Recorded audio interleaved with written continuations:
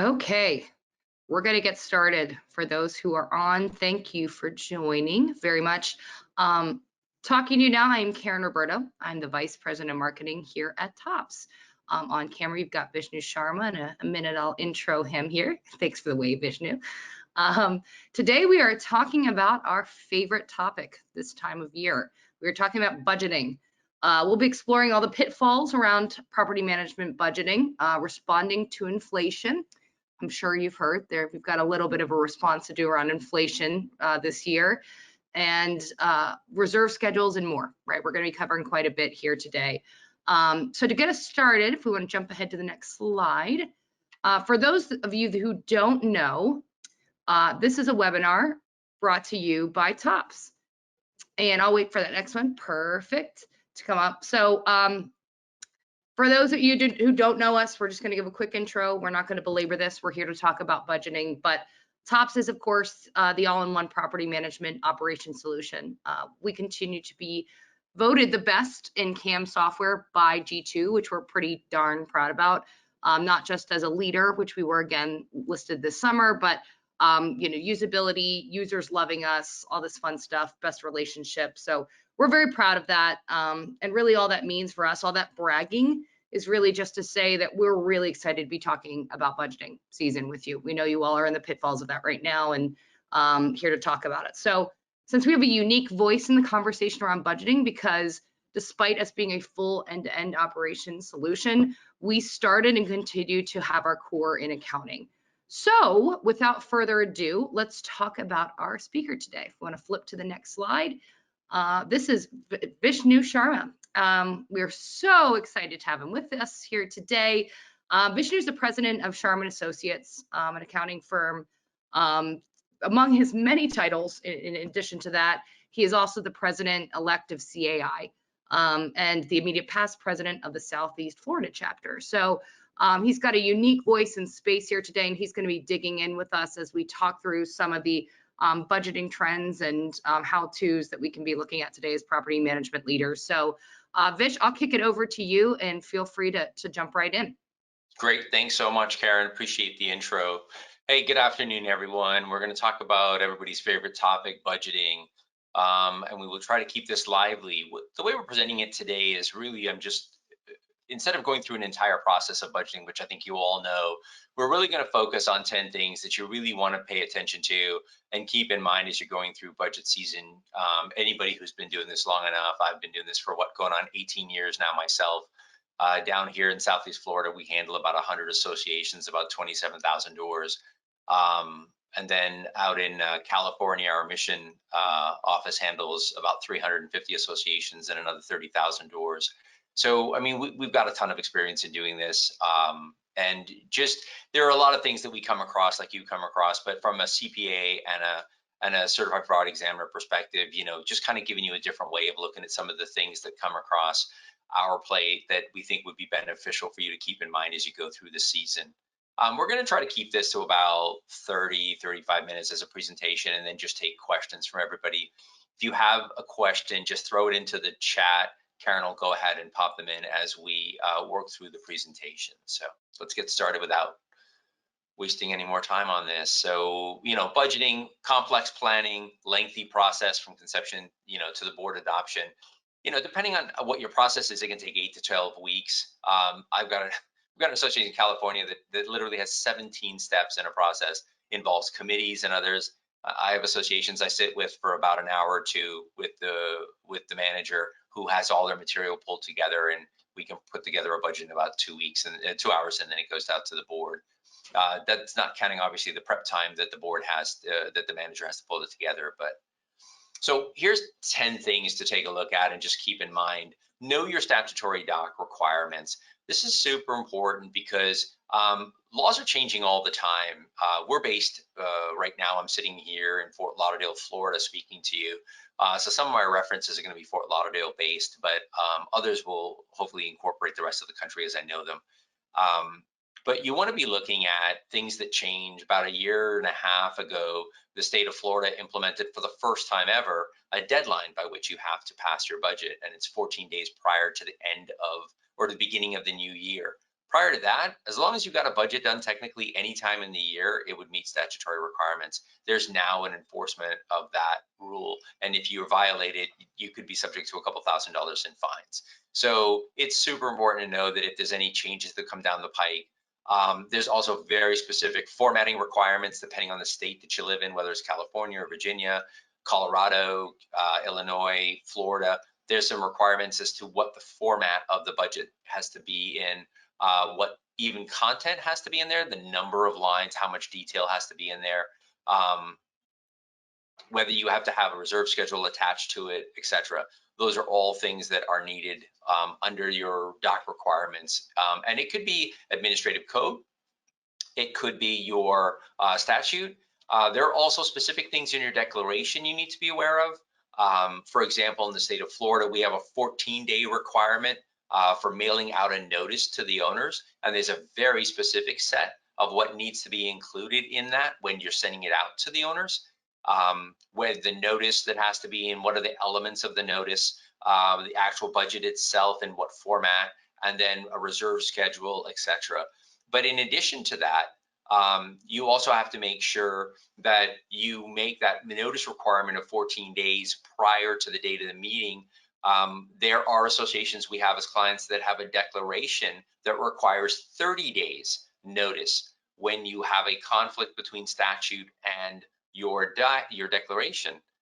Usually, if it is going to be the minimum standard set by statute, the more stringent will be your docs. So you're going to want to just confirm with legal counsel if you're unsure, which you would have to. But generally, if the statute's telling you 14, your docs are telling you 30, plan for 30, because that's more than likely going to be what it is. But let legal counsel advise you as you work through that process.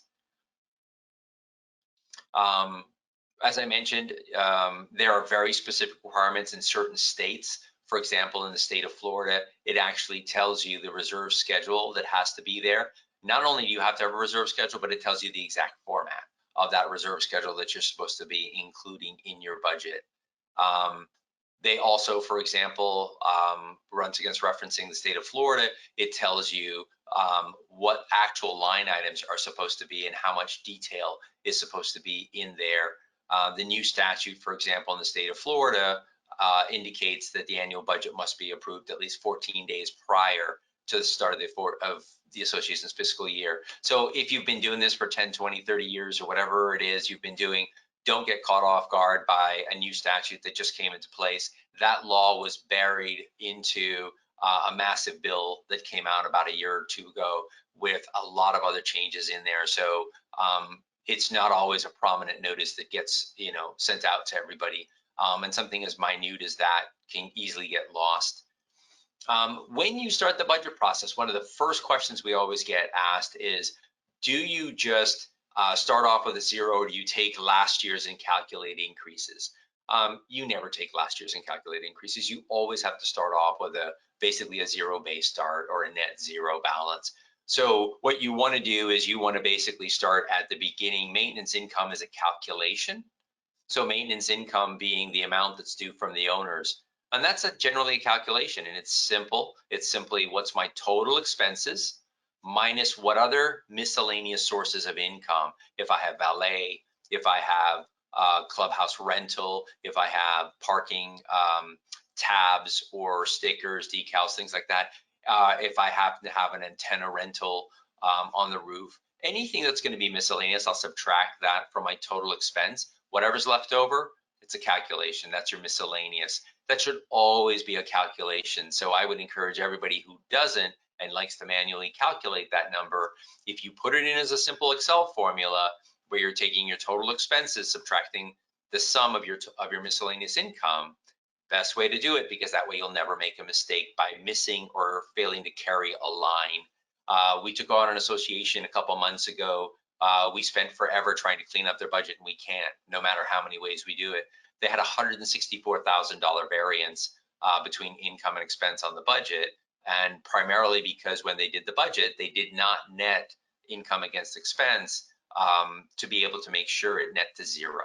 Your budget has to net to zero. Community associations are not for profits.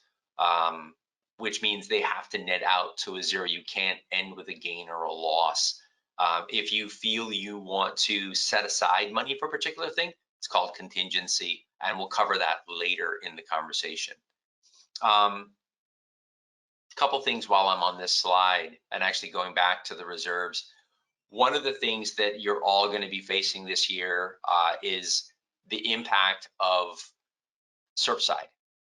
Depending on the state that you're in, Florida, Nevada, Maryland, Virginia, there's specific states that have passed new laws that require reserve studies and specific types of reserve studies, and even mandatory funding of reserves. Some of them have come with deadlines, some of them have come with a grace period, so you have 2 years to prepare for this. You need to make sure that you're factoring in 2 things when you're dealing with this. One, that you're factoring in the cost of these studies. In the state of Florida, for example, if you were doing a regular reserve study, it may be, depending on the size of your association, a $5,000 or $10,000 cost annually to have a reserve specialist come out to do that. However, if you are now moving to where you're required to have a structural integrity study done, and that has to be done by an engineer, the cost could be materially greater, whether 2, 3, 4 times the cost, depending on the scope that's required. The scope in Florida, for example, is actually set out by statute as to what's to be included. Other states are going to have similar requirements. So you need to make sure you're getting a real proposal or a bid or a number to put that in and factor that cost in, depending on what your deadline is, whether it's 2024, 2025, or beyond. The other thing is that if you are going to have to start setting aside full funding for reserves, you need to start trying to figure out how you're going to do that and not wait till the last minute. Because if, for example, your deadline is 2025, and it could be potentially a $500,000 increase to the operating budget, how are you going to factor that in? Do you start next year? Do you wait until 2025? Those are things those are conversations that the board needs to be having, and management has got to be having it with the board to make sure that they're aware of it. If the community is prepared and you have conversations up front, people can deal with it. If you surprise them at the last minute, it is going to end very badly. We had an association that actually had a recall of a board earlier this year, resulting from the passing of a special assessment. So you got to be real careful on making sure that you're out ahead of this type of information, and use the resources that you have available to you, the professionals that you deal with, to get information out to the owners. Do a mailer, do a posting, post it to your website, whatever means of communications that you have, use them. Don't over budget income or under budget expense. When budgeting miscellaneous income, you always want to take a conservative approach. One of the pitfalls I see associations, I had an association that budgeted, that we took over at the beginning of the year. They had a $44,000 income line for bad debt expense recovery. No idea what that was supposed to be or what they were intending it to be, but they had a line for potentially recovering bad debt. Well, the problem is, even if they did recover bad debt, probably wasn't an income line that they could be recognizing because it was written off in the prior year. So much less 44,000, which for this association is probably equivalent to about 2% of the operating budget. So it was a significant impact, because when we did the new budget, we actually had to exclude that line. And that immediately meant that you had a $44,000 shortfall. So not only did the association not collect any of that in the given budget year, which was a $44,000 shortfall, when we budgeted the new budget year, that money wasn't obviously there. We had to zero out that income line, which caused an automatic $44,000 increase in the future year. So always budget your income conservatively, the miscellaneous stuff that you have. Late fees, most associations are not collecting 100% of late fees. So just because you're billing out $10,000 does not mean you're budgeting $10,000. You probably want to be budgeting half of that or less. A lot of associations take an approach to late fees where they are doing a grace period where once a year, if you have a clean record and you just have one $25 late fee on it, they'll write it off before the end of the year as a courtesy, because they're not looking to make revenue off of this, but rather make sure that people are paying on time. Take a realistic approach to expenses. Know your expenses. There are known expenses such as contract, payroll. You can go to your contractor, your vendors, get an actual number of what it's going to be. Payroll, never take last year's number on payroll and factor in a number on it. Payroll has to be a schedule by employee, by actual rate of pay, total hours worked, extrapolated out to a full year. That's the way you calculate payroll, and any increase on payroll you're projecting for next year, factor that in as well. Payroll taxes, work comp expense, insurance, you need to make sure you're factoring in there as well. But those are known expense. You can calculate and know them for a fair amount of certainty. The estimated repair and maintenance is always the wild card. You don't know what's going to break or when it's going to break. But what you want to do is you want to look at your repair and maintenance as a total cost over the last 2 or 3 years and try to get an average of what you're looking at, and make sure that you're factoring in things that may or may not break, such as pipes, depending on the age of your building, your HVAC unit if it's older. You know, make sure that you're not cutting your number too short just because this year you didn't have an expense on a particular item doesn't mean you're not going to have it for next year. So when you do repair and maintenance, you want to really look at that more as a global category than an individual line by line. Insurance, utilities, administrative. Insurance, we're going to talk more about insurance in a second. Utilities, you can look at your historical, depending on when your budget year is. If you're a calendar year, most municipalities have a fiscal year that starts October 1st through September 30th. So if you reach out to them in September, you can usually get a pretty good idea of what they're looking at for an increase. Administrative expense like repair and maintenance, not sure what legal or professional fees, office expense, depending on the nature of those expenses year over year. But you can look at a historical average and then come up with a fairly reliable estimate for the new year. Insurance, I'm going to jump on insurance and kind of just go over the same thing we're all dealing with right now, which is inflation. When you do your 2023 budget or your 2022, 2023, if you're working on a fiscal year, you're going to make sure that you factor in inflation. And inflation's hitting this industry 3 different ways. CAI, Community Association Institute, did a recent poll of professional management companies, property management companies across the country. 93% responded back that their number one pain point was hiring. They cannot get enough qualified staff, and the staff that they're getting is costing materially more than it did even 12 months ago, even 6 months ago. So staffing is going to be a major impact to 2023, and you're going to see it in 2 different ways. You're going to see it in direct payroll that the association pays. You're also going to see it as a pass-through and markup from your vendors or business partners. You're going to see it come across in the form of medical insurance increases, if you're paying for that or covering that. You're also going to see it as just where certain parts of the country were getting away with $12 to $15 an hour once upon a time to be able to cover utilities or valet, not utilities, but valet, housekeeping, concierge roles. You can't touch, depending on the part of the country you're in today, somebody less than $15, $16, $17 an hour. And if you're in a bigger city, then it's even, more pronounced than that. Good qualified managers, you guys all know you're dealing with out there, very hard to come by, and the rates are significantly more material than what they were last year. Insurance, if you are in the state of Florida, you know this, the pain points.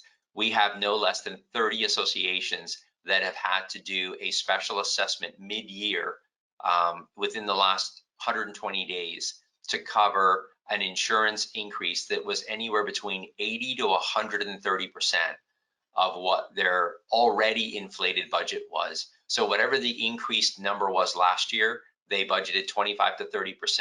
The number came in 80 to 130% for those that were renewing mid-year. So if you're not already factoring in a significant dramatic increase for next year, you need to make sure you're getting with your insurance agent and listening to what they're guiding you on as far as the numbers. They're astronomical, they're absolutely ridiculous and out of any conscionable number that you could ever believe. I have associations that have had back-to-back 50 to 75% increases year over year, last year and now again this year. There was a special session in the state of Florida for those that live in the state that know that they tried to do some things, but whatever changes, it's not going to be effective anytime soon. So as we go into the 2023 year, everybody needs to be taking a look at insurance and make sure that you're factoring in a real number or you're facing a special assessment mid-year if you do not have a large cash surplus in your operating account. Utilities are the third piece, just natural resource costs.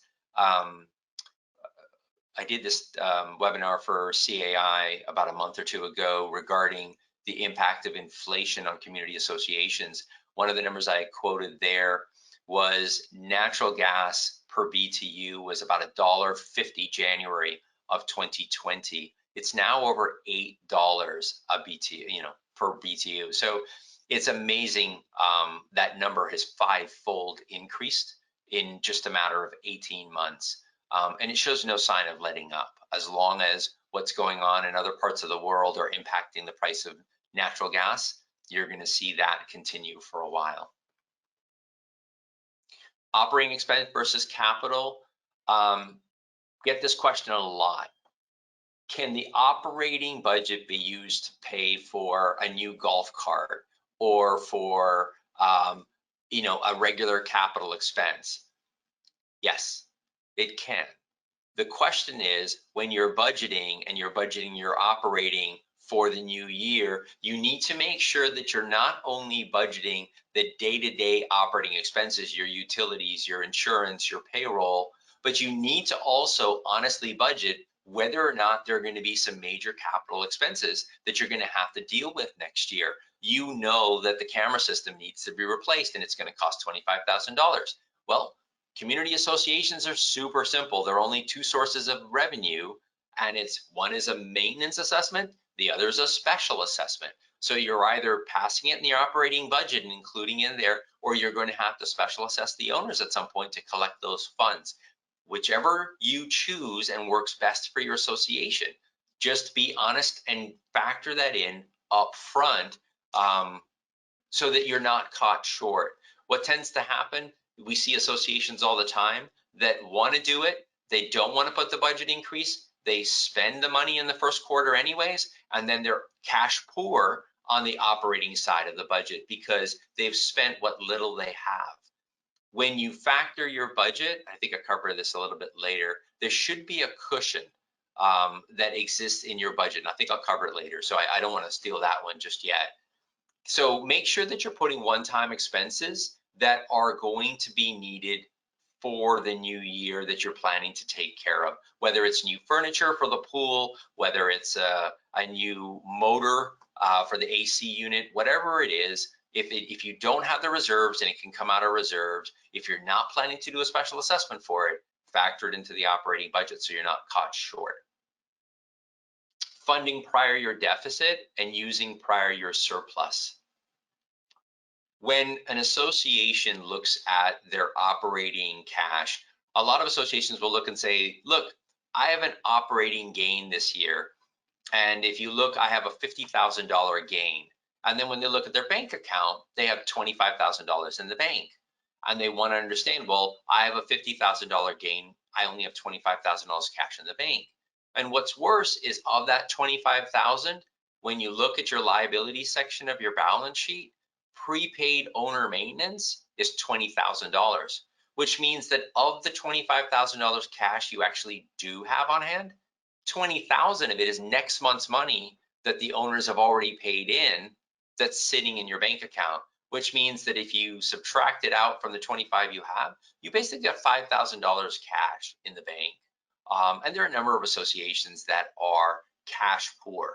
And the problem becomes that when you look to your operating surplus, if your monthly budget is $100,000, the association should be setting aside somewhere between 100 to 200,000 to be in their operating bank account at the end of every month, and that would be net of prepaid maintenance. That means that should something untoward happen, the association has the equivalent of 2 months worth of their operating budget to function and operate, because even if you needed to do an emergency special assessment, you can't collect it that fast. You would have to go out and get a loan from a bank, and if you needed to go out and get a loan from a bank, you're not going to get it within a matter of a week or 2 weeks. It's going to take a few weeks to get that money. Even if it's a small line of credit, there's still a process to go through. So you want to make sure that you as an association are handling your operating budget where you're carrying that operating cash surplus. Contingency versus miscellaneous. So one of the questions we get on contingency is, I don't know what's going to break. I don't know what's going to go wrong, but I want to make sure that I've got some money set aside in the budget for it. So an association may set aside 50,000, 100,000 as a contingency line under repair and maintenance, which is fine. Depending on the state, you're allowed to do that. What should never be done, however, is nothing should ever be coded to contingency. Contingency is not an expense line in that regard. It's simply a placeholder for an expense that's unknown at the time you're doing the budget that may come up. So if you incur a $10,000 pipe break repair cost, well, that's great. Book it under plumbing under repair and maintenance. Do not book $10,000 to contingency. Book it to plumbing, because at the end of the year, when you are going to sit down and do your budget for next year, you need to know that that repair was spent out of plumbing, and should you be budgeting more money for plumbing? That's the reason you budget to where it is. All expenses should be coded specifically to the nature of the expense, right? Miscellaneous would be for something that is truly one of a kind that does not fit in any other budget line that you have. So for example, you have 10 lines of repair and maintenance, and you do not have a general repair and maintenance line, but you have a miscellaneous repair expense, and you're going to fix the golf cart and you have no line for it, then fine, it would probably go into miscellaneous repair and maintenance. And I'll cover coding, separately. But the takeaway from this is, don't book anything to contingency. It doesn't help you at all from a budgeting perspective, because you have no idea what you've coded to that. And the only way somebody's going to have to 6 months from now or 9 months from now, they're going to have to go back to the general ledger detail and have to piece back what you actually spent. Whereas if you code it into the correct expense category at the outset, you can comfortably look at your financials and understand the nature of your expense. Contract versus repair and maintenance. These two get confused all the time, and rightfully so. And there's two different ways I've seen managers approach this. And either way are okay. My preferred method would be contract expense is an expense that it actually has a fixed cost amount paid periodically, whether monthly, quarterly, semi-annually, annually, that you can budget for. So if my fire alarm maintenance contract is paid quarterly and it's $1,000 a quarter, my budget's $4,000, I'm booking that expense when I pay it, and I'm going to book it to prepaid and recognize it on a monthly basis, right? So that's a contract expense. When I look at my budget, if I've budgeted $1,000 and I'm looking at the actual expense, I should have very little variance. And that's the true value of a contract. I will know immediately if I've correctly budgeted contracts by looking at my variance. Because if I am seeing very little variance, then I know that I budgeted well on my contract expenses. What happens is I have a elevator repair contract, and my elevator maintenance contract comes in, and it's $1,000 a month, and I pay $12,000 a year, and I'm paying that on a monthly basis. The guy identifies a problem, it's $500 to do the repair, and I take the repair and I book it in with the contract cost, and now I have $1,500 this month instead of $1,000 this month, right? There's certain managers I know that have been doing this for a long time, and they like it that way because they want to know what their total expense is for that component in one place. I get it. That's what they want. It makes sense to them. They have to manage that budget at the end of the day. Go for it, right? Just be consistent in the application. However, my preferred method would be is that the contract expense for $1,000 is booked under contract. The repair maintenance for $500 is booked under elevator repair and maintenance, because it helps you know two things. You know that your contract is on budget, and it also lets you know how much of your expense in repair and maintenance is due to elevator, right? So it keeps those two numbers completely separate because you have to budget for them completely differently, right? Repair and maintenance, as we talked about earlier, is based on a historical plus planned maintenance. Bad debt and allowance for doubtful accounts. These are two that get confused all the time. Allowance for doubtful accounts is not an income statement line. It is a balance sheet line. It should only appear on the balance sheet. Bad debt expense is an expense that appears on the income statement or the profit and loss, depending on what you're calling it, or income expense statement. Bad debt expense is two purposes. What expense do you believe that will be written off this year that you will not be able to collect? But also, what amount do you believe that even if you are able to collect it, that you may not be able to collect it in the given year because it'll go to legal will have to pursue it. It might take 6, 9 months, 12 months to get that money back. So therefore, you're going to have a cash shortfall because there was two owners that were in default and may not pay you, and suddenly the $6,000 worth of maintenance you're supposed to get from the two of them is no longer going to be collected. So you can use bad debt for two purposes. One, what you think you might actually write off, but also as a buffer or a cushion to account for cash that you may not collect in that given year. Your allowance for doubtful accounts is something that is allocated by your accountant and or your auditor at the end of the year. And what allowance for doubtful accounts is when an auditor or a CPA takes a look at your financials and they're looking at your assets, your receivables are considered an asset. It's something that is a benefit to the association that you're going to collect over a period of time, but it's yours to collect and it's money that's due to you. The auditor or the CPA is going to take a look and decide how much of that is what they consider to be impaired, which means you may not collect it. So you may have $100,000 in receivables. The auditor may come back and say, listen, you have 2 units in bankruptcy and 3 in foreclosure, and we think $50,000 of your 100 you may never collect. So they're going to create an allowance for doubtful accounts, which will appear as a negative value on your balance sheet. So what that'll do is it'll take your 100,000 in receivables minus this 50, you're only going to be actually showing $50,000 net in receivables. But that's a number that's controlled by finance, accounting, and or your auditor CPA at the year end, right? It has nothing to do with the operating budget. Bad debt expense is what you should be using and naming for that line if you believe you will not collect certain funds. Maintenance integrity and coding and expenses. All expenses should be coded to the expense line that best reflects the nature. Cannot be more stressful on this. Do not play games by trying to balance out your budget. Well, we're over on plumbing, so I'm going to take the plumbing and I'm going to put it under HVAC, right? No, put it under plumbing. It's of no benefit. First of all,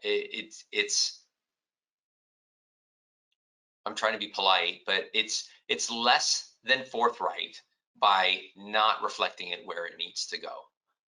So let's just reflect it where it needs to go. And it also helps the board and the management be able to know where the expenses are coming from so that you can budget accordingly in the future year. That's the whole point on the variance, is understanding where your shortfalls were, where the additional expenses were that came up so that you can budget accordingly, right? Never net income and expense on the same income or expense line. Super important point. I get an insurance claim. My insurance claim is for $50,000. I spend the expenses for that insurance claim, it's $55,000. I cannot book both of those to the same line and show a net of $5,000 expense at the end of the day, because I had $105,000 worth of transactional activity pass through the financials. But if I net the two of them out on the same line, I'm obfuscating how much is actually transacted. I'm also not making super clear that I did get $50,000 as an insurance claim payment, that I did spend $55,000 in expense. So never net income and expense on the same line. And finally, adding new income or expense lines as needed. Don't be afraid to add a new line when it makes sense. Conversely, don't micromanage the process. If you have a $2 million annual budget, do not create a $150 budget line for vending machine income. Nobody cares. It's not material. Just book it under miscellaneous and move along, and do not book miscellaneous income. Just move along, book it when it comes in. Under $2 million, it's not going to make it, and it's just going to clutter up your financials with irrelevant lines that don't matter. But you're going to track important one-time expenses. So going back to the insurance claim we just talked about, if you have an existing line for insurance claim proceeds as an income line, great. If you don't, create one. I have associations that might get multiple insurance claims in the same year, and they create unique ones by project. Insurance claim 16th floor flood, insurance claim hurricane damage, right? Don't be afraid to create one if it makes sense to be it. And if you're creating that on the income for an insurance claim, create a corresponding expense for that same insurance claim under repair and maintenance. That way, anyone looking at your financials, whether it's an owner, it's management, the board, or your auditor at the end of the year, they're easily going to be able to see that these two line items are related, because you're going to name them exactly the same. One's going to be called, reimbursement or proceeds or income, and the other is going to be called expense, but it's still going to start off with insurance claim. And if you want to include the nature of the insurance claim, if you have more than one, that's fine, right? Capital projects, if you spent $15,000 on buying a golf cart and you have no line for it, don't put it under miscellaneous. $15,000, if you have $1 million budget, that's a fair amount of money, right? It's 1.5 points of your budget, and especially under the repair and maintenance budget, it's a significant number. Either create a capital project number, a special project GL account, or if you want to call it capital project golf cart, then do that. But make sure that you're breaking it out so that it stands out, that nobody has to question. The greater the detail within reason, the less questions you're going to get. Because if you bundle that under miscellaneous or general repair and maintenance, and you have a budget for general repair and maintenance for $25,000, and you have a $50,000 actual number because of one-time capital project expenses, then you're going to get the question, why are we so over budget on this? What did we spend? Whereas if we break it out, it's completely transparent for everybody to be able to see. Last point I just want to mention to everyone, if you are setting aside money for reserves, when you're setting aside money for reserves, there's two different methods. And I see it all the time, both on the audit side and the accounting side. There's two different methods, as I think we all know. There's a line item / component method, and there's a cash flow method. The reserve life expectancy schedule for these two are completely different, right? And if you're setting aside your budget, you should be using the correct schedule when calculating this for your budget. Sometimes it can have a material impact depending on which method you're using. Usually the line item or component will result in a higher contribution because you're having to set money aside in specific buckets, so it's a little bit more inefficient. Whereas when you're doing it on a cash flow or pooled, all the funds sit into one general fund, and you're going to allocate those out and spend them as you go through, and you usually do it to the longest lived asset. So all I want you to just keep in mind, there's two different methods. Make sure that if you're line item, you're presenting a line item schedule, which is calculating every line by itself, figuring out what the required funding is for that specific component. Or if you're doing cash flow, you're using the correct cash flow model and you are allocating it based upon an annual reserve contribution over a number of years. That's usually going to be consistent. Okay. And that's it, Karen. Perfect.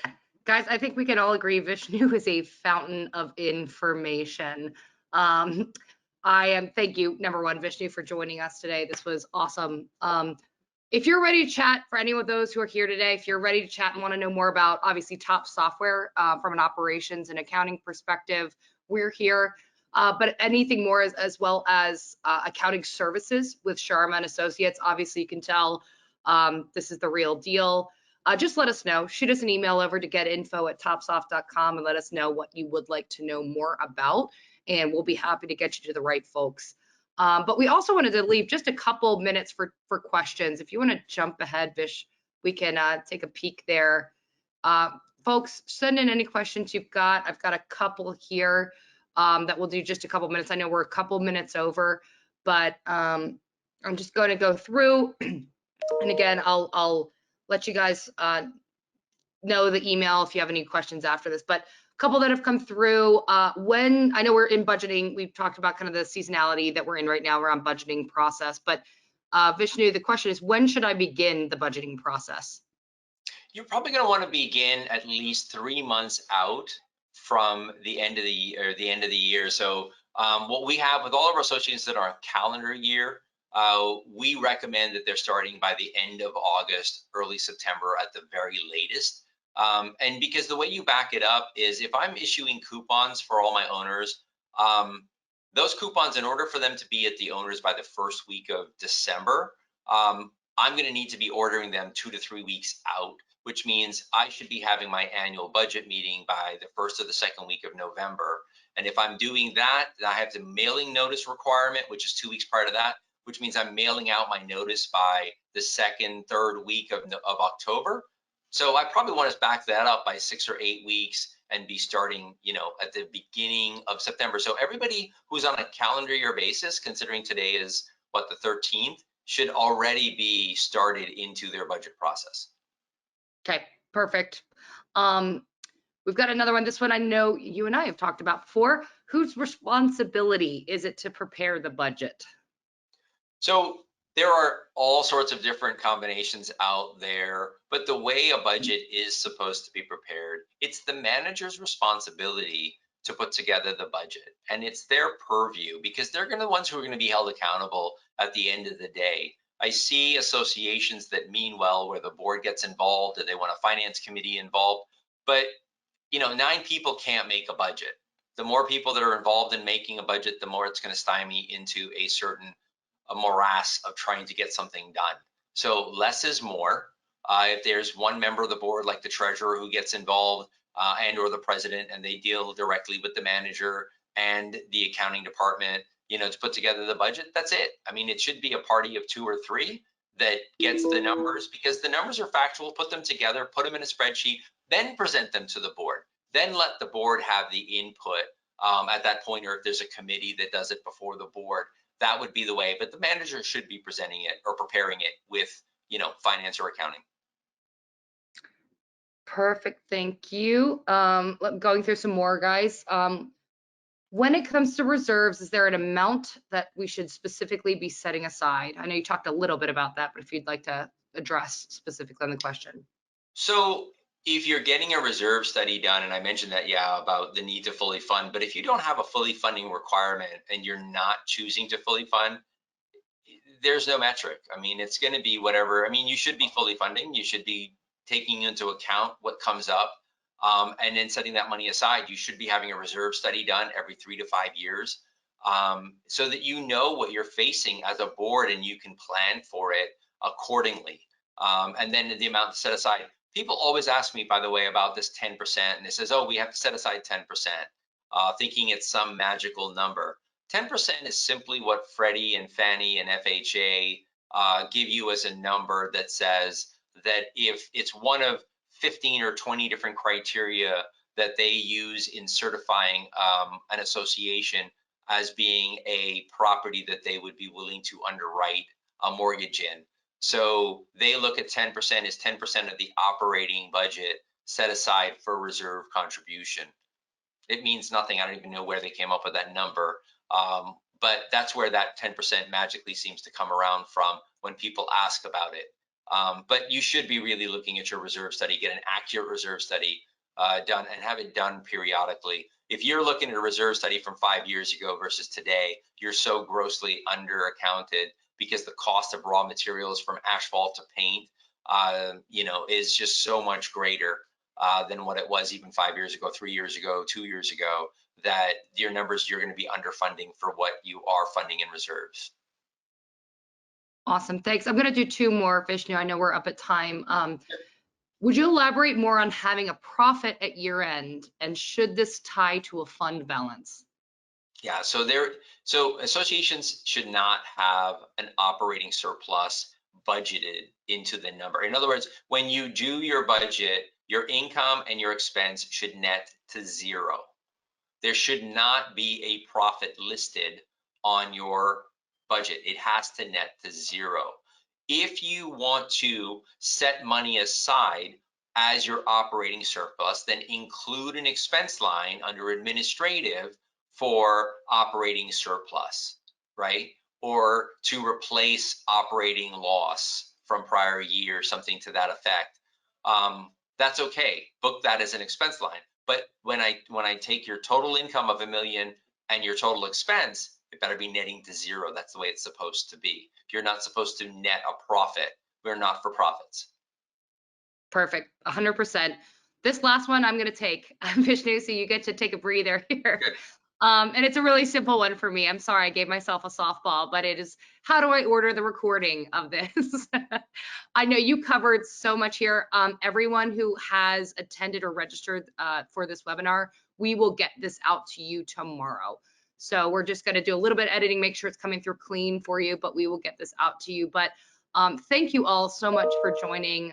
Thank you, Vishnu, for your time and obviously the wealth of information. We're getting great feedback already. Someone said, this is the most informative webinar I've ever attended. So I agree. Thank you so much for your time. Thank you all for joining and spending time out of your days. We'll look forward to the next one. And thanks again. Bye all. Bye-bye.